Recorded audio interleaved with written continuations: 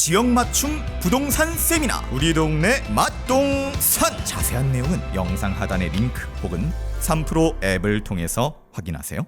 네, 월스트리트 모닝 브리핑 함께하고 있습니다. 또 이 시간 되면은 이제 출출해지고 아침 못 드신 분들은 요 백년화평 광고 들으시면 요거 떡 하나 이렇게 딱 먹으면 너무 좋겠다라는 생각 들으실 텐데 추울 때 아침 출근하시기 전에 백년화평 전자레인지에 딱 돌려서 주머니에 탁 따뜻하게 넣고 가면 따뜻함도 챙기고 배의 든든함도 챙기고 일석이조라는 점 여러분 꼭 참고해 주시기 바랍니다. 자, 이번에는 월가의 소식 그린워리 투자자문 이완수 대표와 함께 할게요. 대표님 어서 오세요. 네, 안녕하십니까. 네. 와, 뉴욕 증시 네, 강하죠? 대단합니다.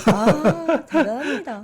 뭐 아니, 5주 연속 상승이고 그쵸. 네, 연중 정고점을 12월 들어서자마자 바로 뚫어버린다는 게 그러니까요. 이건 웬만한 장세는 아닙니다. 어떻게 대표님 조심스럽게 예상을 해본다면 올해 뭐 S&P 500 연중 최고치 경신 몇 회 정도 가능할 거라고 보십니까? 글쎄요, 일단 연말까지 저는 쭉 강세 지수상으로 보면은 계속 강세는 이어갈 것 같아요. 그런데 그래요? 이제 강세 속도는 좀 둔화될 수 있다. 네, 이렇게 지금 보여지고요. 네. 이따 뭐 말씀을 좀 드릴 거예요. 그런데 굳이 AI가 아니더라도 다른 업종들이 대기하고 있다. 그러니까요. 예, 그런 상황에서 보셔야 될 것 같아요. 큰 종목들이 쉬어도 다른 섹터가 초록불이 쫙 들어와 버리니까 시장이 계속 올라가고 특히 다우 보면서 진짜 깜짝 놀랐어요. 네, 저도 좀 이게 미국 시장이 맞나 할 정도로 네, 그 정도로 강하게 지금 시장의 투자 심리가 강하게 지금 형성돼 있습니다. 그런 것 같습니다. 자, 그럼 주말 사이에 또 뭐가 얼마나 강했길래 둘 다 이렇게 뭔가 이렇게 업되어 있는지 하나씩 보도록 하겠습니다. 네. S&P 500, 뭐 나스닥, 다우 할 것 없이 다 올랐어요. 그렇죠. 네, 금융지표 한번 보시면요. 네. 뭐 주가 지수가 그렇다 치더라도 채권 시장도 지금 한 주 동안 미국 국채가 26bp가 떨어졌어요. 그래서 벌써 4.24%까지. 네. 이 정도면은 한 연말까지는 4% 밑으로 더 내려갈 수 있지 않을까. 지금 이렇게 보여지고요. 그 다음에 유가도 이제 뭐 74달러 안정화돼 있고요. 근데 금 가격이 2,089달러예요. 금도 난리가 났죠. 역사상 최고치입니다. 역사상 최고치고요. 집에 있는 금을 어떻게 좀 해야 되나? 좀만 더 갖고 계시죠. 그래요?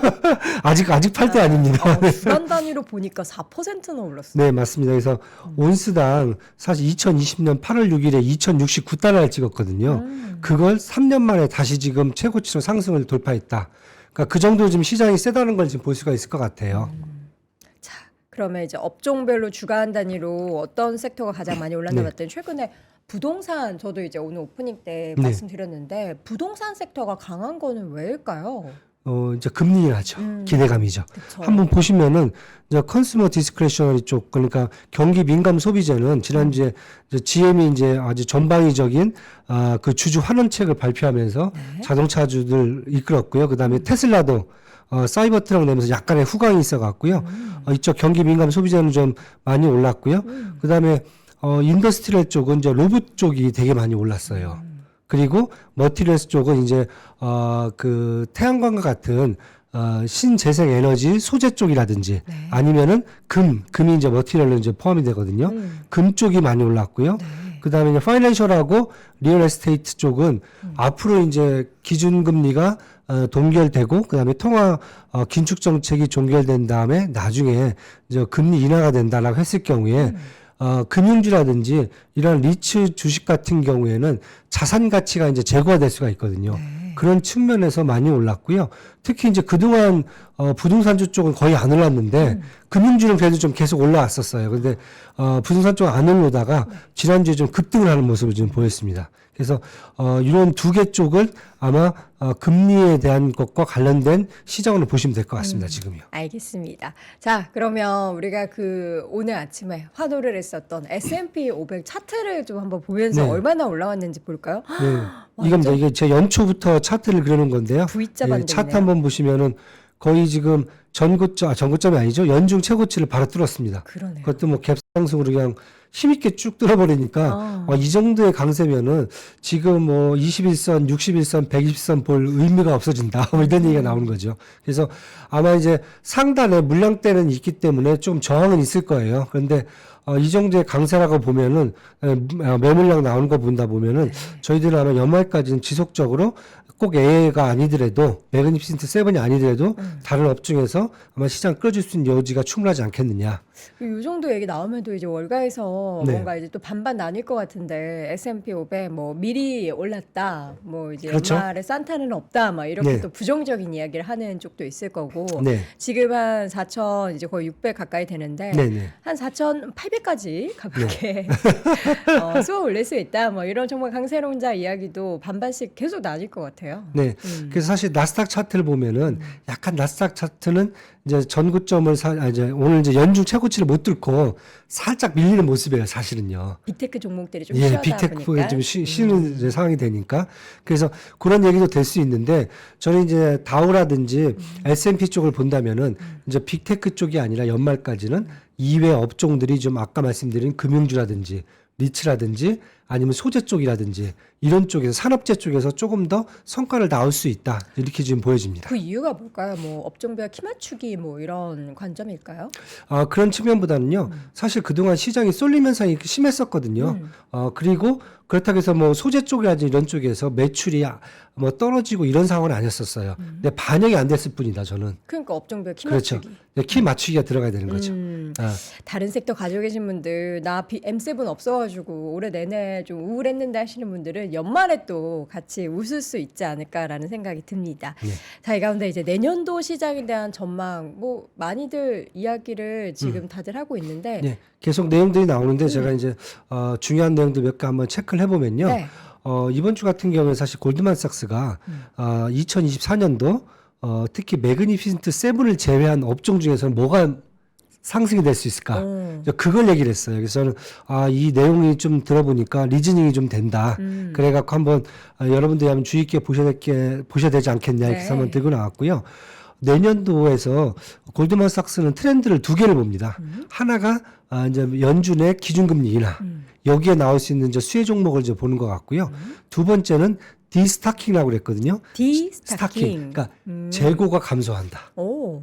요 내용을 얘기를 했습니다. 그래서 내용을 보시면은 트렌드 중에서 먼저 그 기준금리 인하에 대해서는 일단은 리츠 분야를 상승 전망을 했어요. 리츠요? 리츠요. 왜냐하면 리츠라는 회사랑 같은 것은 자금을 조달해서 부동산에 투자해서 높은 배당을 제공하는 회사거든요. 네. 근데 지금 금리가 이렇게 높다 보니까 일단 이자 비용이 너무 높아요. 그렇죠. 그리고 매출이 거기서 많이 감소가 되고 그쵸. 배당률도 떨어진 상황이거든요. 그런데 향후 이제 기존 긴축이 종료가 되고 금리가 인하가 된다라고 했을 경우에 이러한 악재들이 다 해소가 될 수 있다. 그렇게 됐을 경우에는 미국의 이제 부동산 산업이 아닙니다. 부동산 산업이 아니라 리츠 회사들이 좋아질 수 있다. 그래서 일단 금리 인하에 대해서는 리츠를 먼저 꼽은 것 같습니다. 그래서 부동산 섹터가 최근에 또 올랐던 오른 것 거고 같아요. 같이 연결고리가 연결고리가 될 되겠네요. 것 같아요. 그래서 저는 저희 쪽에 생각하기는 전반기 때는 아마 금융주가 조금 더 많이 오를 거다. 왜냐하면 기준금리 전망 가능성만 봐도 그 금융주 같은 경우 오를 가능성이 크거든요. 근데 리츠는 실제 금리가 인하가 돼야 되거든요. 그러다 보면 하반기 때는 리츠가 더 유망할 수 있다. 그러니까 기준금리가 인하되는 것을 감안한다면은 금융주를 먼저 보시고 그 다음에 리츠를 봐도 괜찮다. 이렇게 사실 보겠습니다. 네. 금융주나 리츠나 우리 네. 또 개인 투자자분들 그닥 선호하지 않는 섹터이기도 하고요. 그런데 리츠 같은 경우는 또 배당주 투자하시는 분들이 미국 리츠 기업 중에서 많이 고른 포트에 좀 오랫동안 담고 계신 종목이 있는데 배당 관점에서가 아니라 이제는 또 주가 수익률 관점에서도 수익률 관점을 지켜볼 보셔야 될 것 만하겠네요. 같아요. 네. 배당과 두 개 다 누리셔야죠. 두 그러니까 개를. 두 마리 토끼를 네. 또 잡을 수 있는 네. 적기가 또 네. 리츠 관련한 종목에 지금 오고 있다라는 겁니다. 그 외에는 또 뭐가 있을까요? 디스타킹 쪽 재고 감소 쪽은 네. 뭐 가장 먼저 세미컨덕터를 먼저 꼽았어요. 반도체. 예. 반도체는 뭐 저희가 이미 계속 얘기를 하고 있잖아요. 뭐 연말까지 재고가 소진된 다음에 그 다음에 어느 정도 이제 가격이 가격. 상승하고 그다음에 전반적인 이제 반도체 업종이 상승할 수 있다 이런 얘기를 이제 그대로 하고 있는 것 같고요. 네.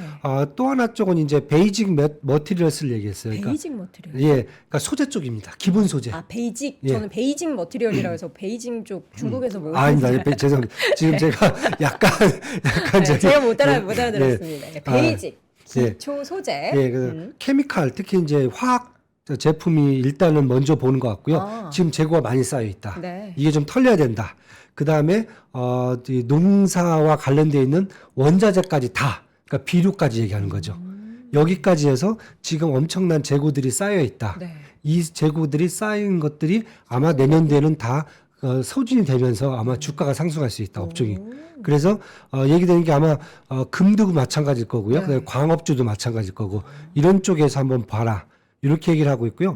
저도 이제 또 하나 추가적으로 헬스케어도 얘기를 했는데 헬스케어도 이렇게 재고가 많이 남아 있나라고 생각을 했는데 네. 의외로 헬스케어도 지금 재고가 많이 쌓여 있습니다. 제약도. 그러니까 저희가 이제 코로나가 끝나고 제약 업종이 이제 많이 이제 저희가 됐잖아요. 지금 그 사이에 매출이 그만큼 올라오지가 않았어요. 그래서 또 재고가 쌓여 있다. 결론적으로 이 세 개 분야에 대해서는 재고가 내년에 어느 정도 감소가 되면서 주가가 상승할 수 있는 여유가 충분하니까 이쪽을 봐라.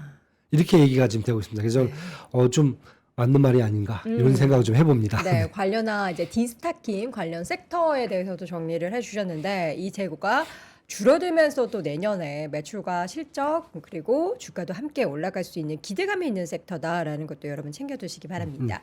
자, 이어서는 또 우리가 유망한 섹터 중에 하나가 뭐 우리나라에서도 그렇지만 네. 지금 미국에서도 네네. 로봇 관련한 AI 관련한 얘기는 끊임없이 나오잖아요. 네, 지금 한 두세 달 전, 원래 연초에 한번 나왔었거든요. 나왔다가 뭐 AI 쪽이 워낙 세게 나오니까, 뭐 챗봇 쪽이 워낙 강하게 나오니까 한번 들어갔다가 최근 한 11월 달부터 다시 이제 이 로봇주가 나오기 시작을 했어요.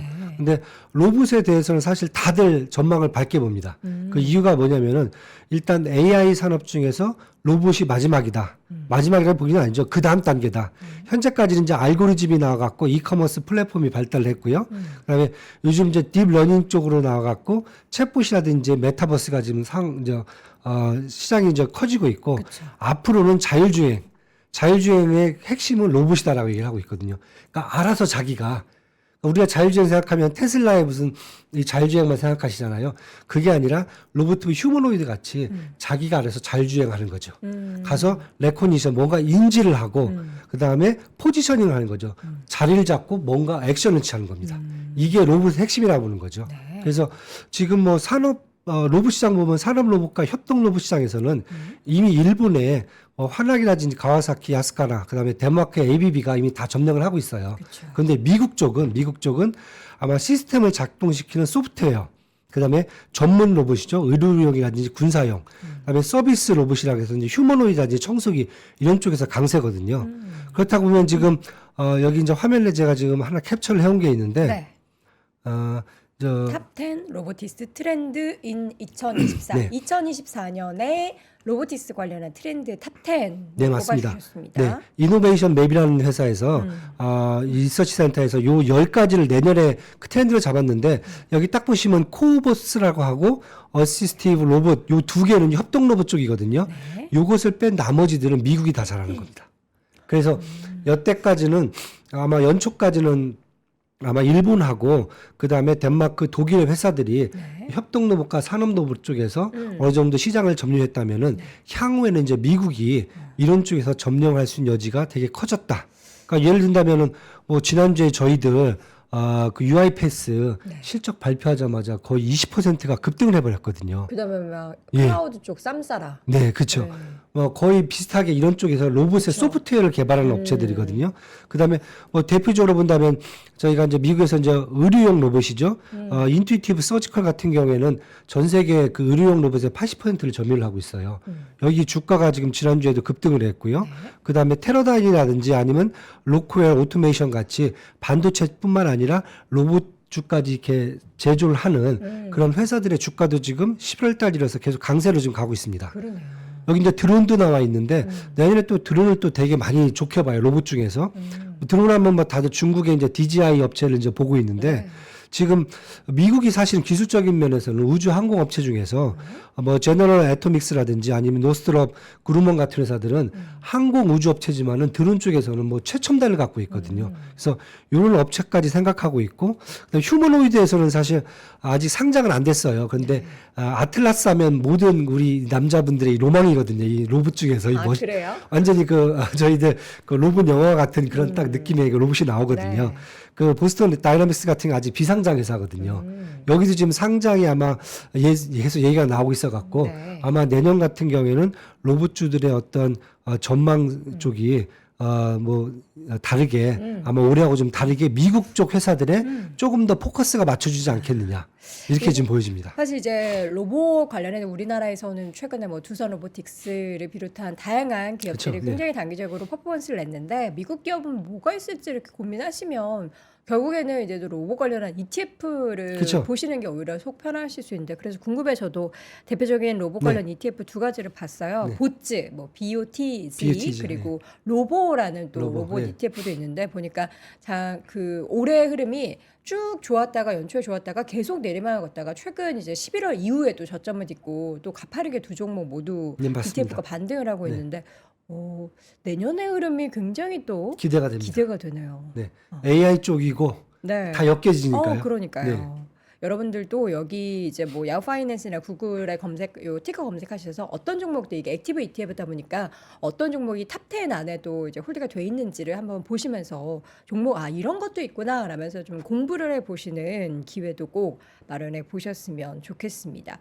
자, 로봇 관련해서는 뭐 올해뿐만 아니라 작년부터 이어졌고 또 내년에는 더 크게 성장할 그런 산업이기 때문에 쭉 정리를 해 주셨고요. 자, 이번 주에는 또 여러 가지 일정들이 또 많죠. 네. 많긴 한데 이제 핵심적으로 몇 개 보신다면요. 7일 날 이제 목요일에 이제 미국 신규 실업수당 청구 건수가 나오거든요. 그래서 계속 지금 연준이 이걸 지켜보고 있기 때문에 요게 얼만큼 더 감소가 됐는지 한번 아니면 확대가 됐는지 이걸 네. 보셔야 될 것 같고요. 네. 8일에는 실업률이 나옵니다. 11월 실업률. 그다음에 이제 11월 시간당 평균 임금이 나오기 때문에 연준 입장에서는 노동시장을 측정할 수 있는 그런 게이지가 될 수 있다. 이렇게 보시면 될 것 같고요. 주요국 일정 중에서는 아마 이제 7일에 중국의 11월 수출입 지표가 나오거든요. 그래서 중국의 수출입 지표가 지금 어떻게 바뀌고 있는지 아마 중국 내에서도 지금 경기 침체 논란이 워낙 크기 때문에 요게 이제 하나의 이제 지표가 될 수 있을 것 같고요. 8일에는 미국 이제 농림부에서 세계 곡물 수급 전망이 나옵니다. 이걸 왜 지금 시장에서 중요하게 보냐면요. 이제 미국하고 중국하고 내년에 아마 무역이 확대된다. 반도체를 빼고. 그랬을 경우에 이제 곡물 수입을 아마 중국에서 많이 할 수 있다. 그래서 그걸 얼만큼 미국에서 측정을 하고 있는지 이제 그런 것을 지표를 볼 수가 있을 것 같습니다. 그리고 뭐 주요 기업 실적 발표는 지금 보시면 이제 오토존이죠. 우리 국내도 좀 진출해 있는데 중고차. 자동차의 부품과 부품. 예, 이런 것을 이제 그다음에 이제 이 수리까지 해주는 이런 회사라고 보시면 될 것 같아요.